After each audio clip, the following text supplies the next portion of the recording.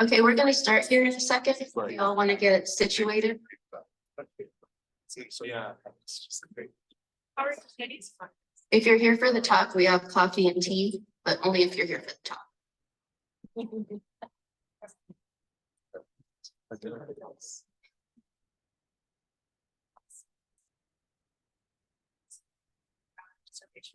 Yeah.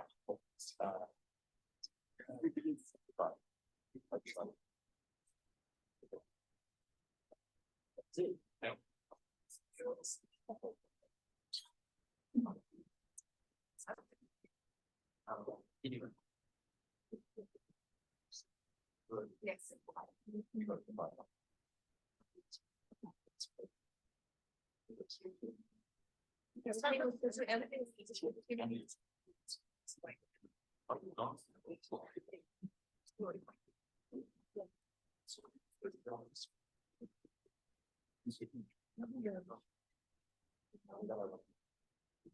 Oh my God.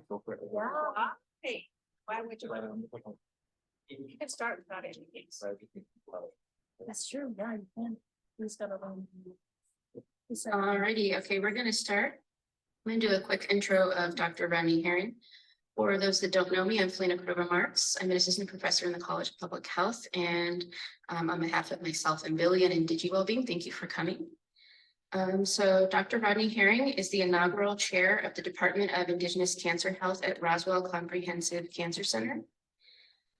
He is a member of the Seneca Nation of Indians, Beaver Clan, and resides on the Cattaraugus Indian Reservation, New York. He holds a doctoral degree in social work with over 15 years of social work practice and a former delegate on the U.S. Department of Health and Human Services, American Indian and Alaska Native Health Research Advisory Council. He is also the lead delegate for the historic MOU between Roswell Park and IHS, with the common mission of addressing health burdens in Indigenous communities. In 2017, he was awarded an Impact Award by the National Indian Health Board, and in 2021, he received the National Federation of Just Communities Hero Award. His research interests intersect eliminating disparities and encouraging resiliencies within First Nations and Indigenous societies. Thank you very much for being here, Dr. Haring. We're super honored to have you. Thank you.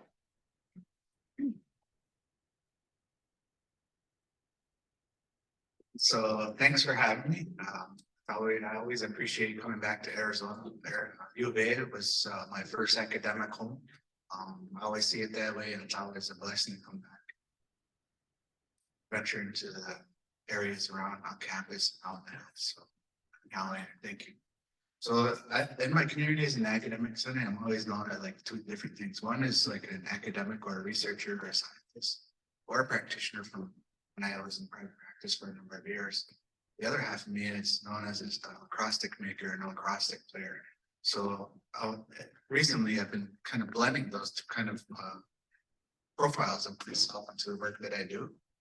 One, to keep it interesting, but also keeps it tied to the culture and tied to, the resurgence of things like lacrosse stick making.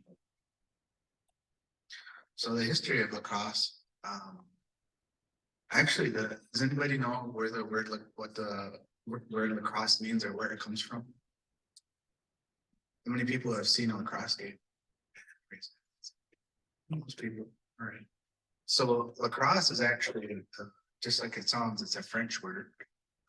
And when the Jesuits first came to our region in New York and Quebec and Ontario, Canada, they saw us playing this game and they didn't really know what the game was. They'd never seen it before. And so the only thing that they could think that it looked like is the bishop's crozier or a cross or lacrosse because they're French. So if you look at a bishop's crozier, it kind of looks like a lacrosse stick in a way. And our older lacrosse sticks from 1500s, 1600s, 1700s were fashioned that way. They were much longer, kind of like a field lacrosse long pole in a way. And so that's kind of where that word lacrosse came from. Well, for many of our Indigenous societies in our region, we have our own name for the game. In Seneca, it's the Wantios, the Wantyo. The Wantios mean donkey. The Wantyo means lacrosse, or the translated word for lacrosse, which means it has netting in it. And in Mohawk, there's another word and it translates to pumping hips. And that's like many of our games, it's a physical game, so that's where the word came up from the Mohawks. And it's a medicine game in our communities. It isn't just something that we play as a sport. It's something that our communities are tied to. We have traditional games and medicine games to honor the game itself. And lacrosse isn't just played in a way of sports for our community. It's played in a way of healing. It's played in a way that for an individual to go out and be physically active. It's played in a way that our younger members can have companionship with others in the community.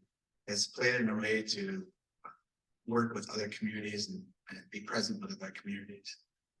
And it's also one of the earliest ways of conflict resolution. So instead of our tribes going to war amongst each other, we would play a game of lacrosse, and whoever won that lacrosse game would win that dispute.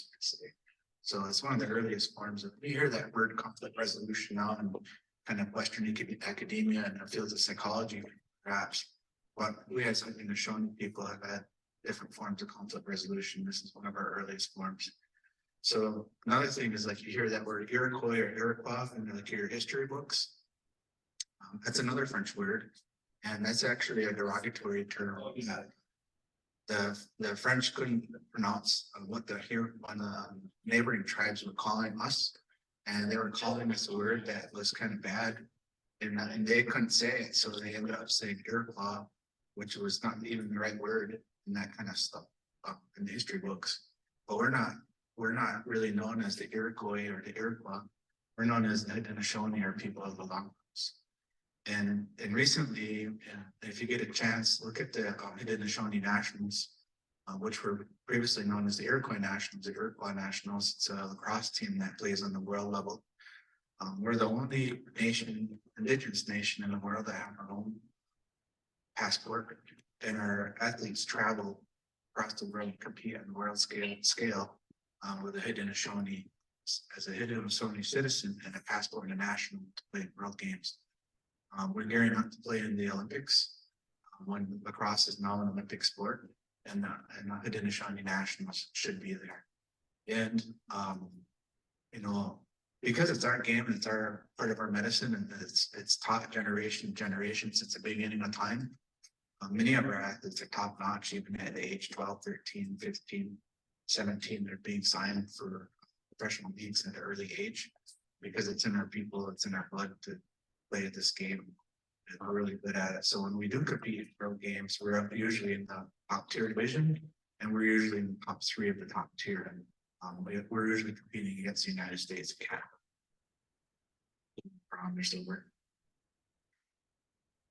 Even in the recent World Games, which the World Games, of course, travels around the world, but the last World Indoor Lacrosse Games were held at Onondaga Nation, which is our central fire, or the capital of the Haudenosaunee, and located in Syracuse, New York.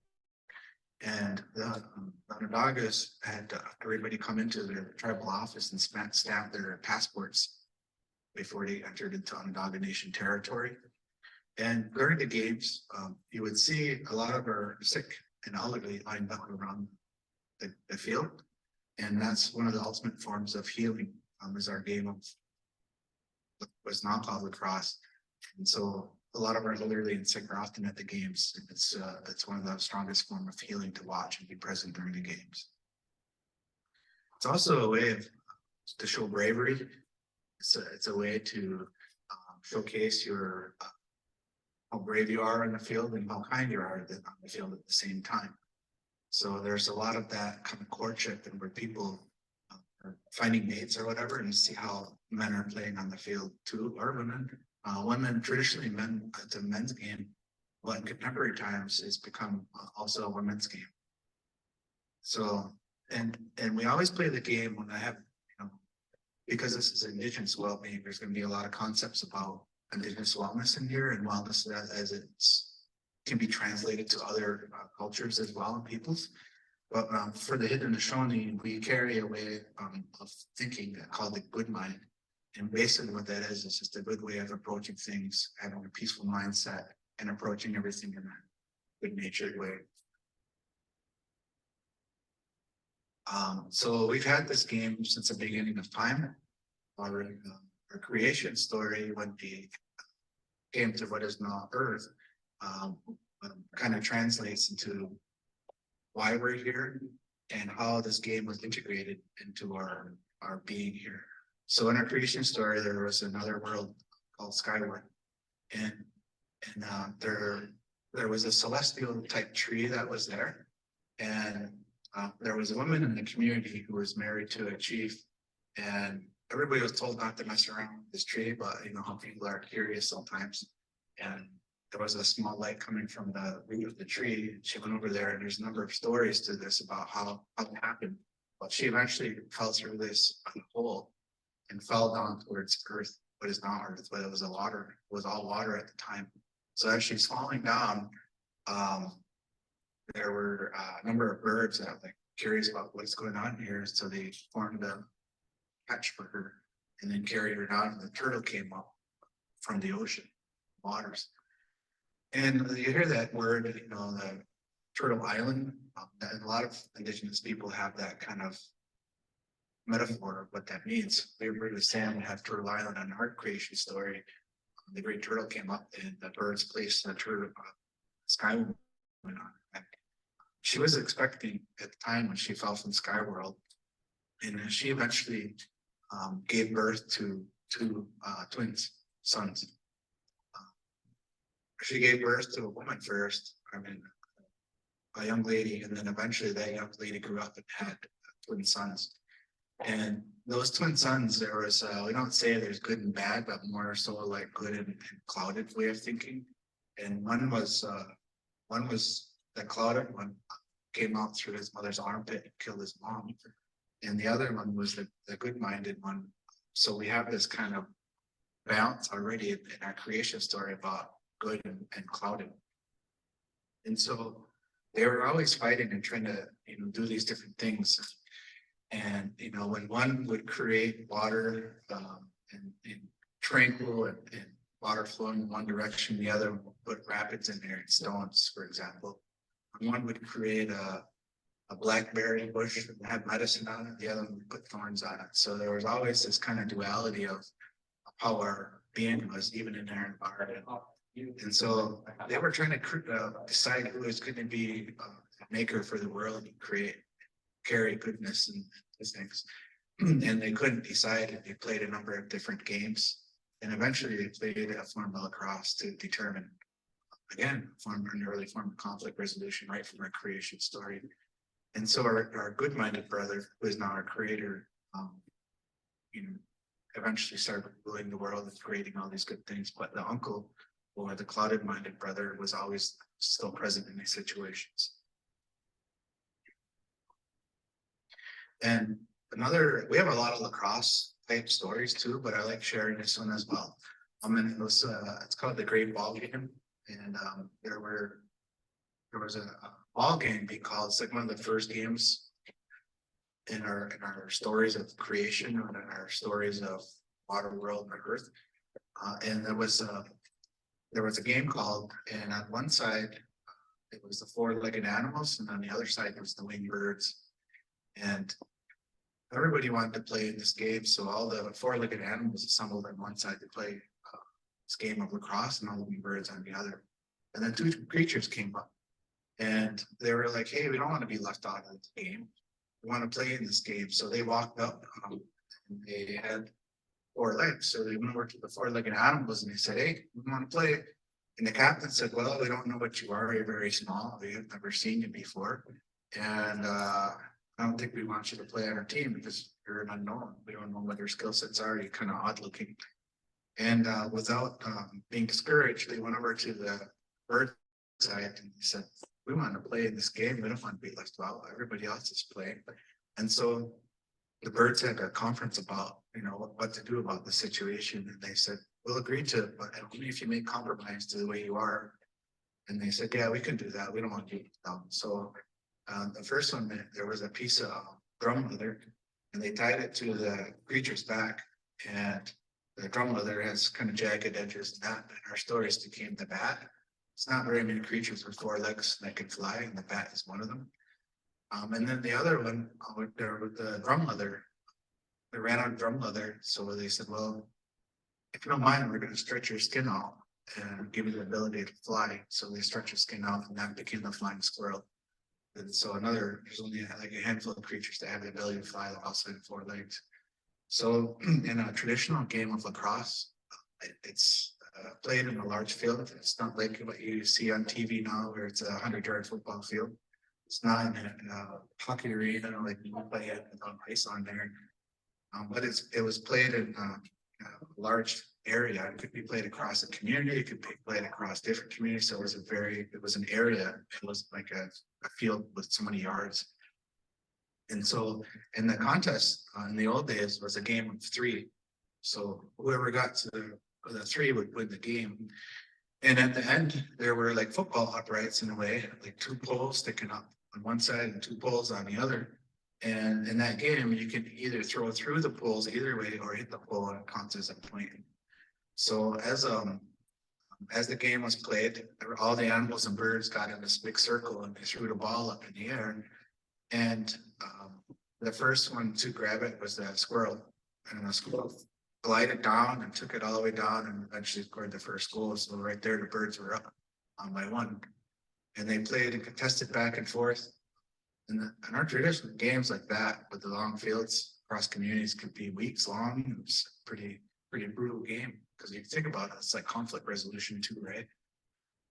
And so the second one went down and eventually over time the animals scored. So it was tied up 1-1 and the next score was going to win. So they threw the ball up in the air and the bat grabs it and zigzags around. Nobody could catch him and took it all the way down and scored the third goal on winning goal. So, that story is really important to us because it teaches a lot about diversity too. Because no matter what our position is, no matter how big or small we are, we always have a contribution to whatever it is. We have our own, we're good at some things, we're not so good at others.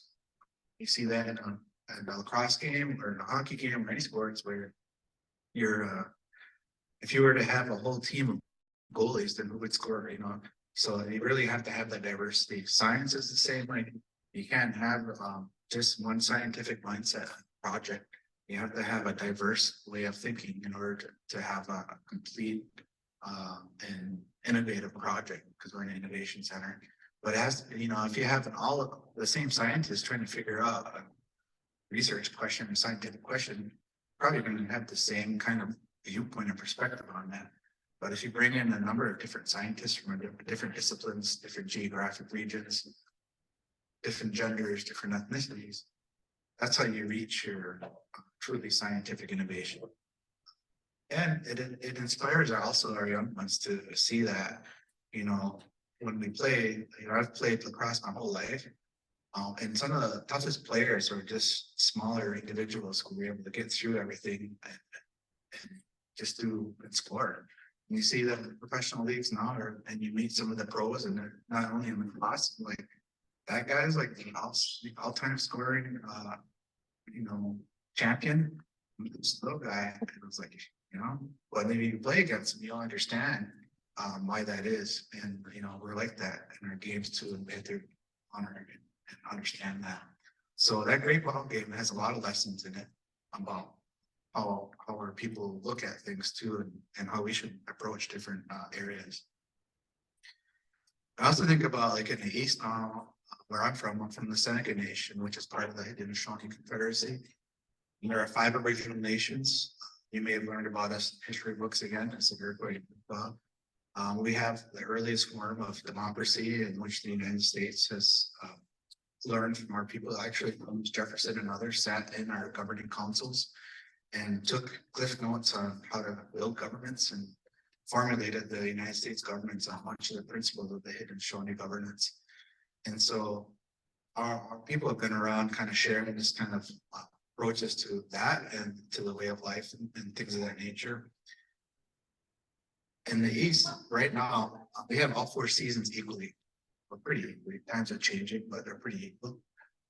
So we're in the springtime now where the geese, the humgogs, or the ducks, or the soex are starting to return back to our territories. And they go, probably come out here, get some nice weather, but they come back in the east. And we see a lot of migration and a lot of hibernation and different things going on too. So even in our stories, we talk about what that means in a leadership context. Like you see these V's of Hongogs or Silvex traveling across and migrating back and forth. They're like scientific in the way they do that too, because they travel in a V for efficiency and to decrease wind speed. And sometimes when you look at these blocks coming back and forth, or gaggles, or whatever you want to call them, they also have like side ones. So sometimes there'll be a V of a couple of V's around the big V. Sometimes those birds are injured and others there are taking care of them. Or sometimes it's the leader who needs a break. The top of the V may go to the side and the second in command comes up and helps out. And you hear them also squawking quite a bit when they're flying, and what that is representation of encouragement that, you know, we need to get there, or we can do this. So we see that in a lot of our way we approach our life too, or in our situations, that we need to encourage each other.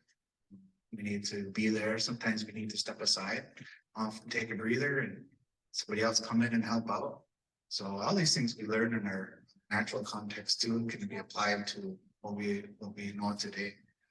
So as part of animal learning, I guess, like we took a class in animal learning and psychology, and it was like, oh, that's really interesting. Well, it's true, like we learn a lot from our people, not only the people in our communities and worldwide, but we learn from our natural environment too.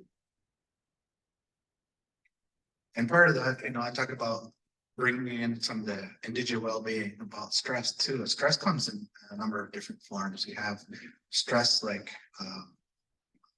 things that are complicated in your life, but you also have what's called eustress, EU stress, which is like a positive stress, like getting married, birth of a child, which is stressful, but it's a good stress, right? And it's often in a state of extreme difficulty, pressure, or strain. Some are caused by internal issues where you make a lifestyle choice and you create stress. External, like traffic jams, and biological, sometimes it's biological, like an illness.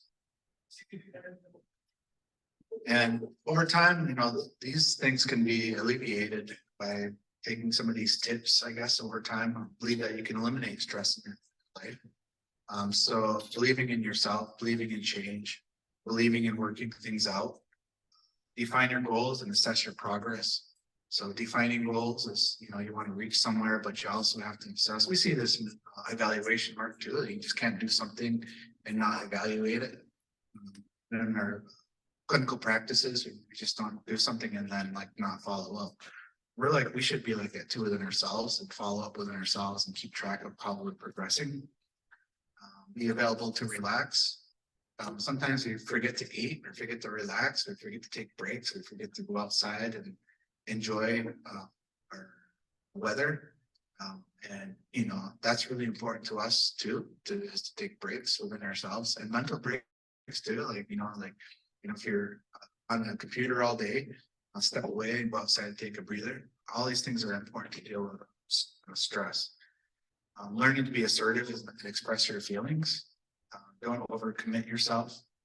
We see this a lot as a student or as a professional. Like, you know, we want to say yes to everything, but sometimes it's good to say no. Sometimes it's good to delegate. Sometimes it's good to take something on, but not the entire thing. So learning about your commitment to projects, to your academia, to your home life, to your community, those are really important to understand and kind of put forward and think about. And focus on constructive problem solving. How to be constructive in the things that you do. With the work that I do, like a research context, my construction is making sure that the things that we do are forward thinking, that it isn't just for a paper or a publication, that it's going to make change in the future. And for the Haudenosaunee, we have a philosophy called 7 generations philosophy, where everything that we are creating today, the research that we're doing, what I'm sharing today, is not for the here and now. It's not for tomorrow. It's not for next year. It's not even for the generation of the children. It's for 7 generations forward that we are creating a mindset. And part of that comes to dealing with your own stuff too. Like, in order to have a healthy community, You yourself have to be healthy, your family has to be healthy. And by having a number of healthy families in your community becomes healthy. And if your community becomes healthy, the neighboring community, you can start making influence in health of multiple communities. So that's what we kind of think about things in regards to like generational thinking, is really creating a map for yourself, communities, and then 7 generations forward. And then I always have this thing too, and I try to bridge it back to like early thinking on like our 8th grade English. Does anybody remember what a gerund is? Raise your hand if you know what a gerund is. G-E-R-U-N-D. I remember hearing about it. Yeah, me too. But now it's like I think about it all the time, and it's like one of the only things I remember from 8th grade English.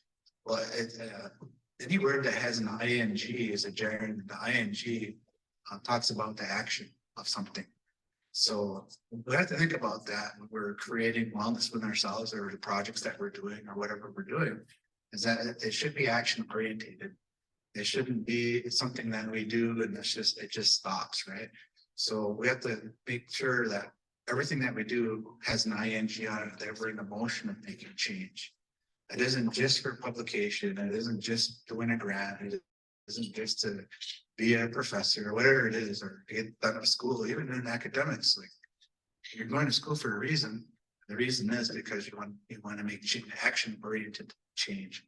So part of that is you're striving or strive to be good, but not perfect. And a lot of times we get in the area of trying to be perfect about stuff. And then we lose focus because we've spent so much time on trying to be perfect. And there's nothing perfect in the world. You know, there's nothing is ever perfect. So you strive to be the best that you can, and you move to the next one. Eat well-balanced meals. That's really important. Looking back, if you look back on the diet you've had over the years, and you're like, you know, if I only eaten better in the last couple of years, things would have been a lot different. You know, I might have had my appendix or something. You know, and it's just like you have to think about that. You know, okay, or the way you eat, and then how does it tie back to your ancestral eating, wherever you're from? Doesn't necessarily mean indigenous diet, wherever you're from. How do you tie back where you're from to the way you eat? So those are really important. Eat well-balanced meals and understanding how your body reacts to that, what it means to the future. Get plenty of rest. We forget about this too sometimes, and you know, it's important to recognize the rhythms of our bodies and how the rest is important. It's natural, and we have to respect that. Exercise regularly, that's really important too.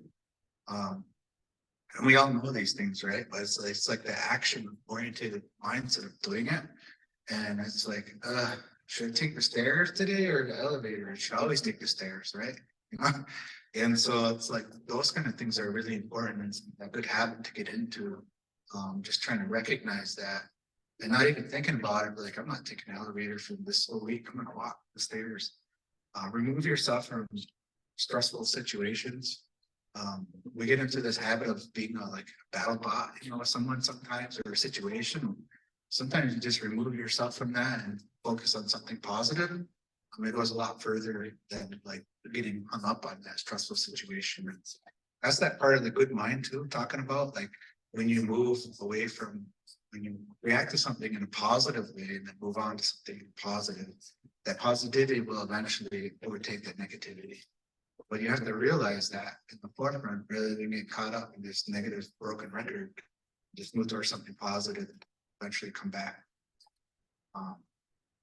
Have fun on what you're doing. I mean, I'm having fun here. I enjoy being here. I enjoy sharing, you know, it's like, have fun on what you're doing, whatever your craft is, whether it be science, whether it be student, whether it be a professional community member, whether it be a parent, have fun at it, you know, make it a fun thing. And if you're not having fun at it, look at it, step back and take a look at it and say, what can I do to make that a fun thing?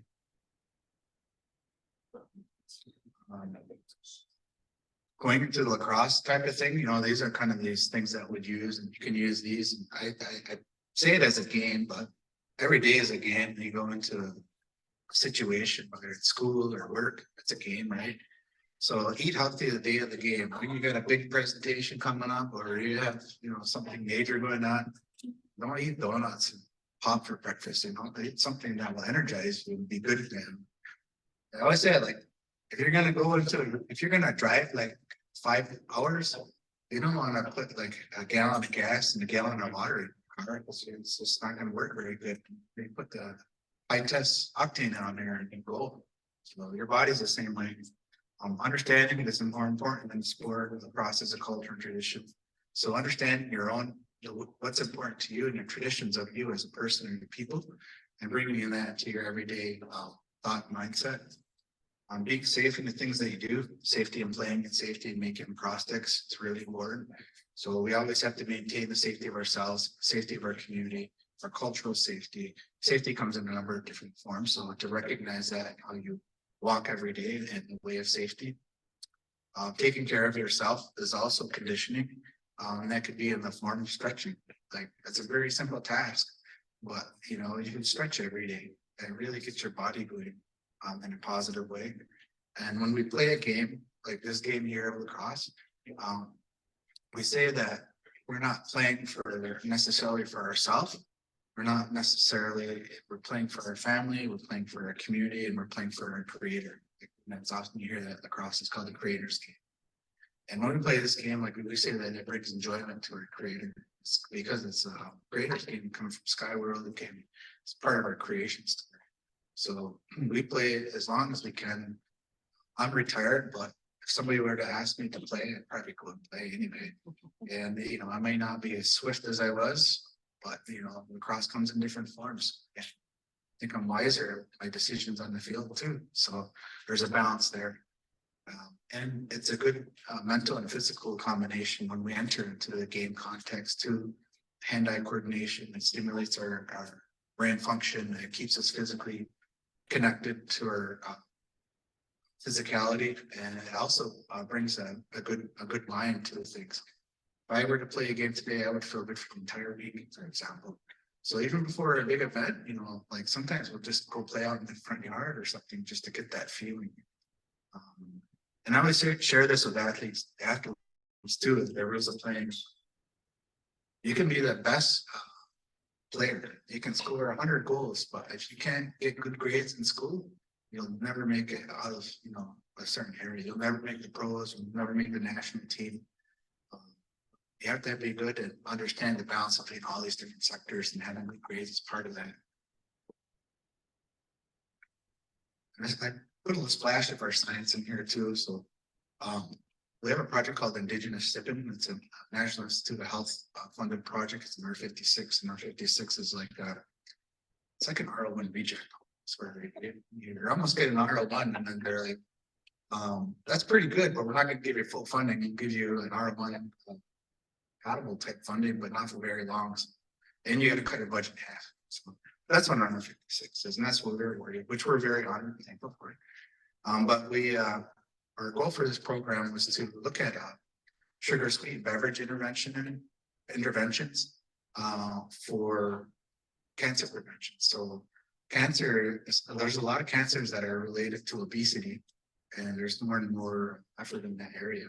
And a lot of obesity is related to the way we eat in our diet. Part of diet is consumption, right? So, and like a lot of cultures around the world, people drink sugar sweet beverage, and that can be anything from a Gatorade to soda pop, or I think they call it soda. You guys call it soda here, or Coke or whatever. I'm not sure, but soda and pop, it's a big thing in a lot of our communities. And so we took an evidence-based practice for sugar sweet beverage, and then we indigenized it, and then we made it for Indigenous male athletes. And so through a series of focus groups and pocket observers, we created this short intervention program. And the hard part of working with guys is to get guys together in one spot, or just get guys together and talk about healthy stuff. So our approach is was go to them in the locker rooms. They were like in between games, and like they couldn't leave anyways. But they eventually really enjoyed the program. We would go in, we set up lacrosse tournaments and a series of tournaments over a period of time. And we go in between the games, and we provide healthy lunch and snacks, and we provide a short intervention and talk about sugar sweetened beverage. different sectors of sugar sweet beverage and white beans. And so, and then we followed up with a short text messaging. And so now we're evaluating some of the preliminary results from that. A lot of the things too is like connecting with their culture or traditions. So you always hear that thing, well, think outside the box, you know.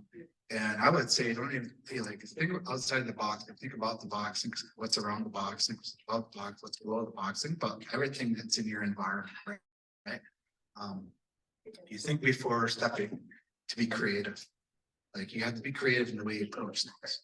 You can't be saying the same thing over and over again. You can't have the same scientific approach. You can't have the same thought about how you take care of yourself. If it isn't working, you have to be creative about how you approach that.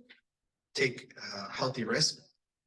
That's really important. You hear that too, but sometimes it's good to step outside the box and really take a healthy risk on something. And learn from understanding your journey. You know, what is your journey like? Have you evaluated your journey within yourself, within your community context, within your space, within your game? What is it like? You know, I realized in an early age as a lacrosse player, everybody wants to be a goal scorer, but I was pretty good at defense, right? And even though I wanted to score goals, I became a really good defenseman because I understood the game on both sides, and there was nobody that wanted to play defense. So I became a defenseman. Of course, I wanted to score goals, but there were guys that were better than me at that. I recognized that and I understood my journey and that and my place on the team. So I was always whatever the coach asked me to do, I would go do it. Same with hockey. He asked to be like, we need somebody to get in there and do some damage as a centerman for one shift. I'll go, you know, send me out. I know my role. So that was like understanding your journey. Academics the same way. You know, you're good at something. I mean, you're not good at other things, and then you challenge yourself to be better, right? Maybe you're not good at stats, maybe you're not good at intervention work, but you challenge yourself to be better at it. Work ethic is one too. They see that like, I don't like different generations have different philosophies on work ethic. And you look at the generation now, they have a different philosophy on what work ethic means than we may have for a generation past or our elders. And what does that mean? But it's really important. Being on time, for example, completing tasks, teamwork, communicating concerns. And I say teamwork because like even on these lacrosse sticks that we make, and there are only about 15 traditional Haudenosaunee lacrosse stick makers in the world. There are other stick makers, a lot of cultures and tribes and indigenous peoples have different forms of stick making, but there's only about 15 like people that make this style of stick. And even within the stick here, like I'm good at picking on a certain type of tree and getting it down and beginning to carve it and steam it. But my nephew is really good at stringing. That's his talent. So we collaborate on stuff. So the whole thing is science right here and how this came to be. But understanding, you know, what the teamwork is to make this happen and how this gets into the field and what it means. And that's all part of my work ethic, understanding work ethic. Also understand that the things that we do also are representations of our nation. We're representing, you know, we represent ourselves in this game when we play.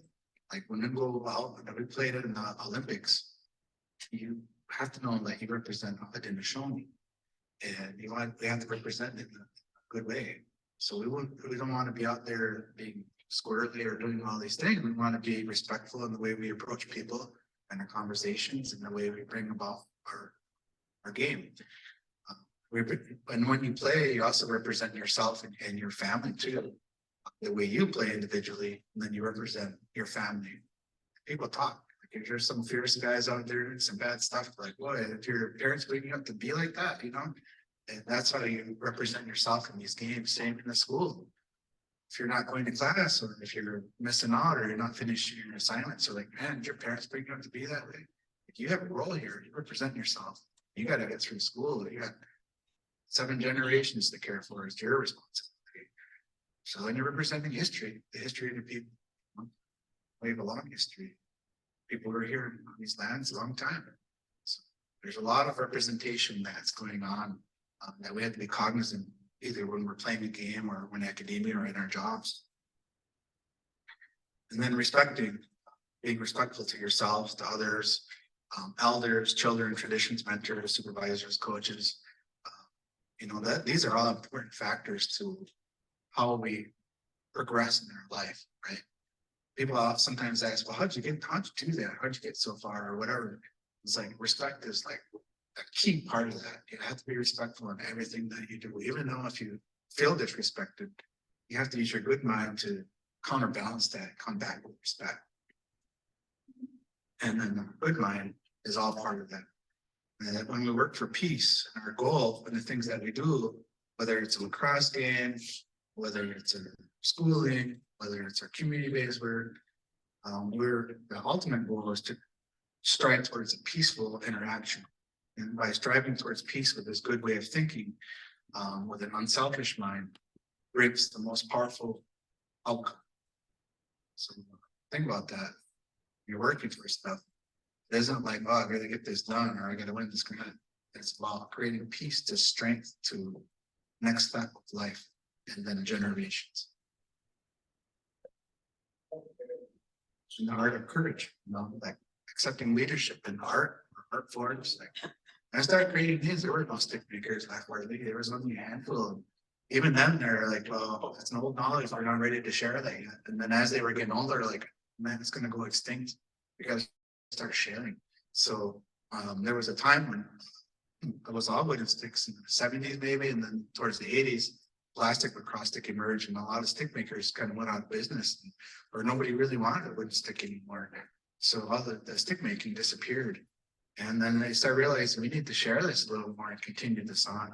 So it's really important to accept and be courageous about bringing things back. Or some of our Haudenosaunee communities, like through the Indian Removal Act, that moved to Oklahoma or moved to the Midwest, they don't have stick makers anymore. That's part of our medicine, right? They don't have stick makers. So that's something that we're trying to bring back to across our different communities. And then I always throw this in there as kind of the head kind of points. Is like the secrets of great achievers, right? And one is about being as positive as you can, as often as you can. Even when you have a negative day, it's like try to feel positive about who you are and what you're doing. If not, take a nap and then get up, try again.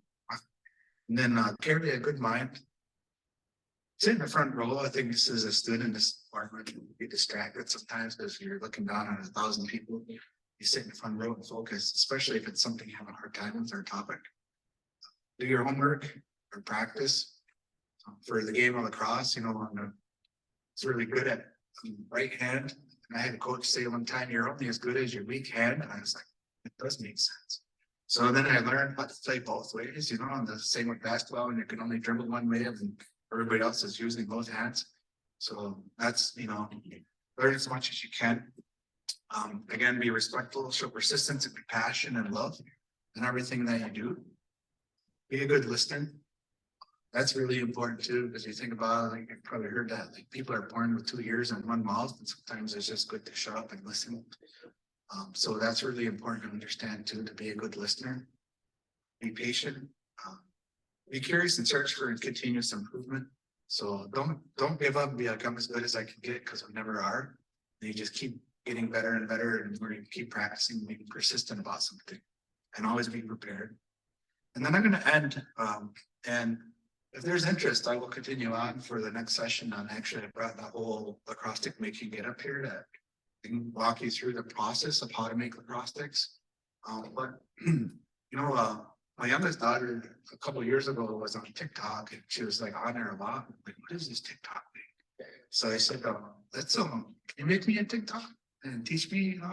She's like, yeah, let's do it. So the first video we made was on stick making. It was just short at the time. I only had a billion short clips. And so we made this video on TikTok, and I was watching the frequency counter on there, and it was going 1,000, 5,000. 2 minutes later, it was 10,000. A minute later, it was like 20,000. And then by the end of the day, it was up to like, I think 2 million. And then the next day, it was at 3.1 million. That was on one day. And then it just dropped, just stopped. I was, and I'm like, the scientist in me was like, do that again. Can you do that again? So we made another short video and the same thing. Boom, boom, boom, over like I think 2 million or something. And I was like, it must be the logarithm that she's putting in there, the words or the way she's doing. And then the third one, she did the same thing. It was like 3 million. And then I didn't really do it because I'm like got other things to do than make TikToks all the time. But we kept the channel open and we just put in more educational pieces in there about the history of lacrosse, kind of lacrosse types things. So I'm gonna share just the first clip that we put up. And it kind of shows you what lacrosse stick making is like, and it's really short. And then if there's interest, kind of walk through the process of making sticks next. You need to have it outside or inside? It could be either way.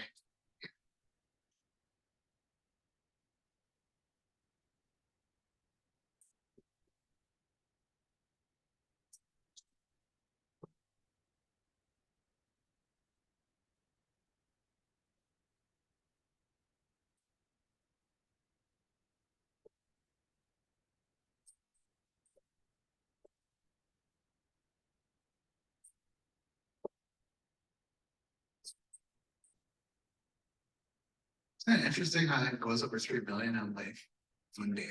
It's crazy. But that's kind of like the craft of stick making.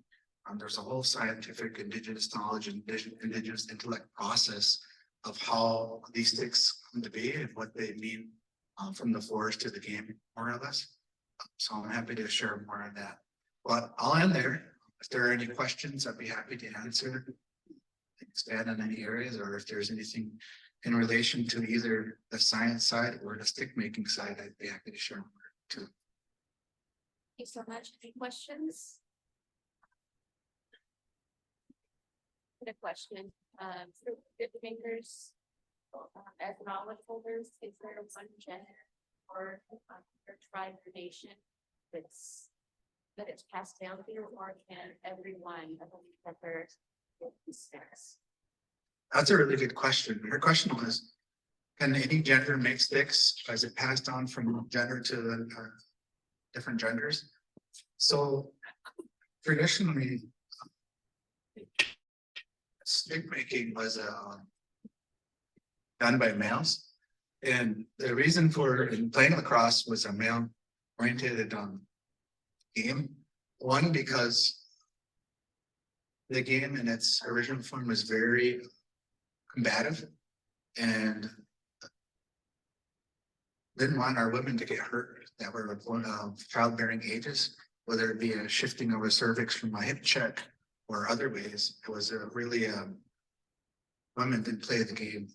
And then the second reason why women didn't play the game is that women had so much medicinal power and aura and being that it would have influence on the game spiritually and from the power of women. It would have influence on the way the game was played or performed.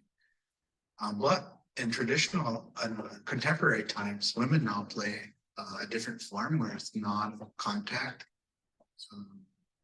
And that's a really good question about stick maker, because there are no Haudenosaunee women stick makers per se, but women are stick makers in the way that women traditionally were the weavers. So the men would go out in the forest and collect wood, steam and carve, and then women were traditionally the weavers of the stick. So if you ever hear that, like women were never involved in the game, that's not true, because women were an integral part of the stick making process. Question, Lily's got a mic. Yeah, does anybody else have any questions? I got to you.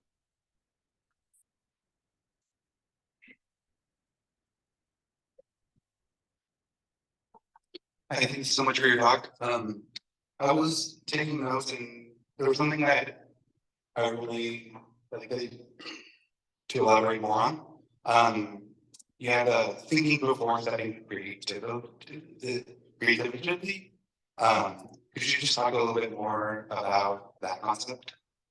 Yeah, I think that, you always hear about like, okay, so when sometimes you say something and you wish you hadn't said it. Sometimes you walk into a situation, you wish you hadn't been there or stepped into that situation. But if you think about the ways of thinking and then reacting. And before you do that, making a wiser decision. So in essence, it's about patience. You can't run into a situation, you can't blurt out something. You have to be a good listener. You have to have a creative way of thinking about the option, what's going to happen if you do something and the ramifications if you do it a certain way. But at the same time, you want to think about a creative way of approaching it that you may be like, I usually do it this way, but maybe I'll try a different way this time. And maybe the results will be different or better.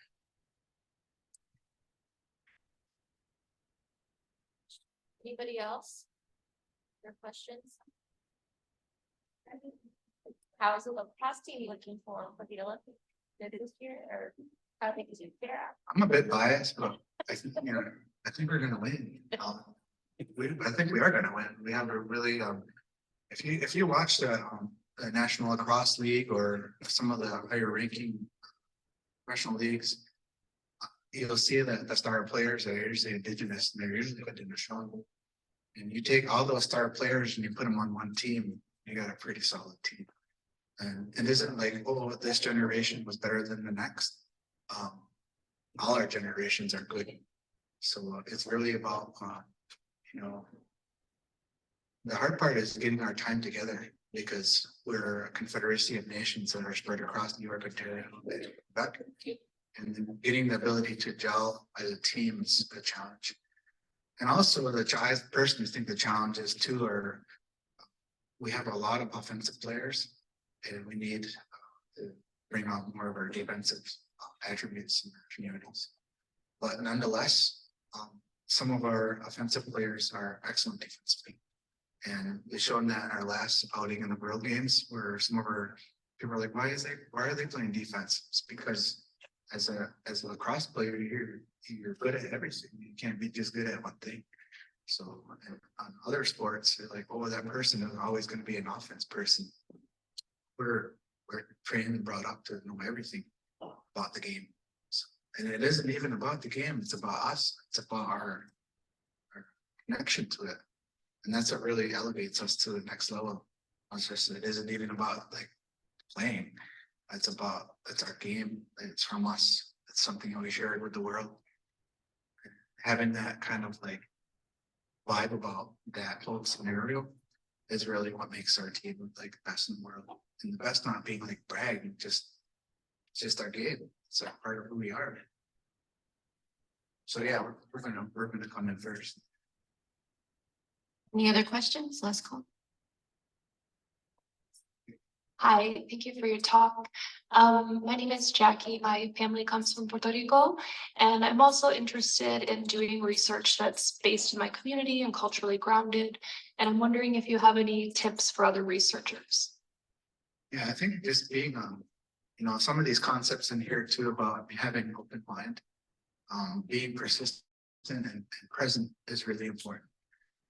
In a university context, are sometimes restricted, like, oh, you can only go out of the university like so many days. So, well, how are you supposed to be a community-based practitioner if you can't visit the community, right? So, having the courage to step up and say, none of your rules are this, but I need to be in the community, or I need to have people in the community. So, being present in the communities that you want to work in, not just here and there, like all the time. Like you make that connection, you're connected to the community. So does it mean going back to Puerto Rico? Yeah. Does it mean engaging people in your community work within the community? Yeah. So, and I think, and having a lot of those things too, I mentioned about being respectful, being courteous, walking in a good mind, and the things that you do are really important in community-based participatory research. And art too. Art's the same way. Like you do art collabs as like you work with other artists and you're respectful on their craft. Bring people into your team that are good at their craft, build a really strong team. Any other questions? If not, we'll move this outside. And we'll either start with a blessing from Mr. Miguel Flores, or Dr. Haring can start with his demonstration, whichever is appropriate. Between you and Miguel, you guys can figure that out. But thank you everyone for being here. Thank you, Harry, for funding, Provost Investment Fund for funding, and Yeah, thank you everyone for being here, and let's give a round of applause to Dr. Haring.